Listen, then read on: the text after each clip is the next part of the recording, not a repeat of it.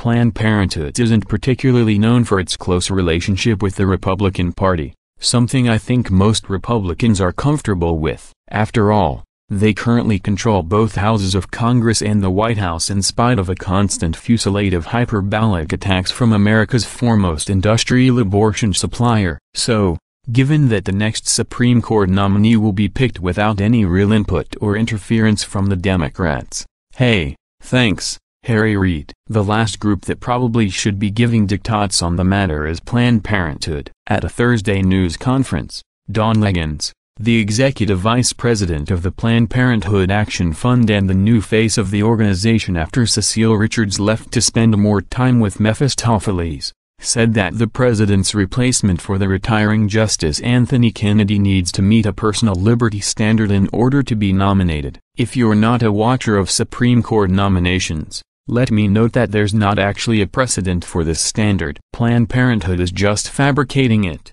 because why not? Surely the Trump administration will listen to a woman who, in an op-ed, openly admitted in February that Planned Parenthood supporters and women across the country have been marching and organizing to resist Donald Trump's vision for the world. Clearly, saying precedent alone can no longer be an acceptable answer or standard by which senators can accurately judge, Laguens said at the news conference. That's why today, Planned Parenthood and our colleagues at this press conference are calling for a higher standard. We are calling for a personal liberty standard, that the Senate must only confirm a justice who affirmatively declares that they believe the Constitution protects individual liberty and the right of all people to make personal decisions about their bodies and their personal relationships, including the right to use contraception, the right to have an abortion, and the freedom to marry who you choose. Good luck with that, Miss Laguens. Good luck with that. The group also issued a news release about its personal liberty standard,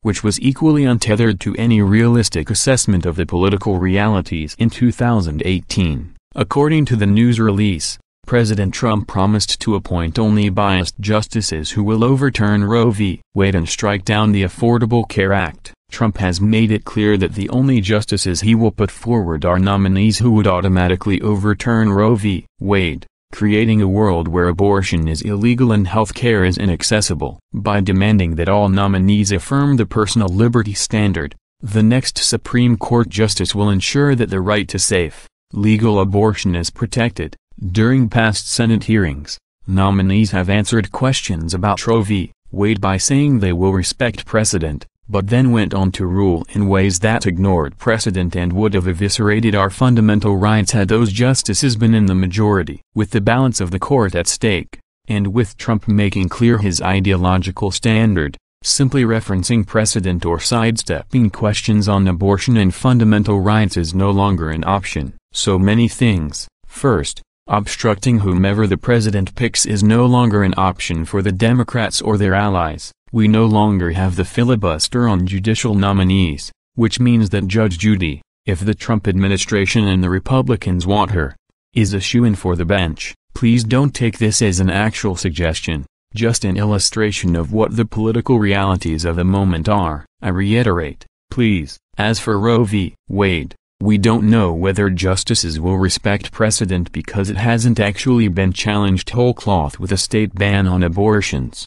The most recent precedent set by the court, the 5-3 decision on Whole Woman's Health v. Hellerstedt in 2016, could indeed be overturned since it took place after Justice Scalia's death and soon-to-be former Justice Anthony Kennedy was the swing vote. But that case only dealt with a law regarding the application of a state law involving admitting privileges for abortionists and surgical standards, not the right to an abortion. That being said, Roe v. Wade is a terrible decision, one in a number of cases in which a liberal court used the 14th Amendment as a utilitarian escape clause its framers never intended in order to essentially enact federally binding legislation from the bench. If, for instance, the 14th Amendment gave individuals a prima facie right to terminate a pregnancy, why did numerous state laws outlawing abortion exist at the time of its passage and for over a century afterwards? Nevertheless, there's no indication conservative nominees won't respect precedent if a challenge to Roe in toto appears before the Supreme Court,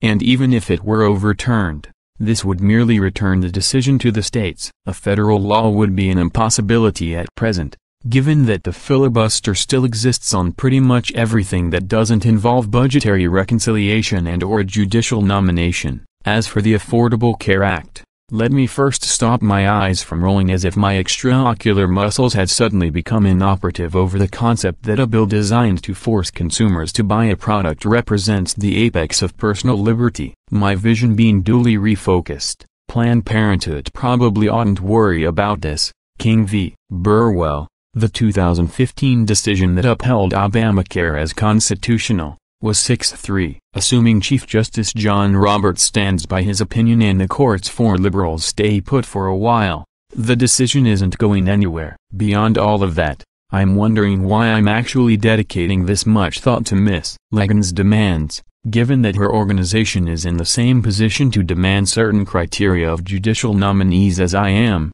at least at the moment. I have no doubt Planned Parenthood certainly can and will work to make that change. However, to quote the late film critic Roger Ebert in a different context, this is akin to that mouse floating down the Chicago River on its back, signaling for the drawbridge to be raised. Have fun with that bridge, operator, Miss Laguens, and thanks for the laughs.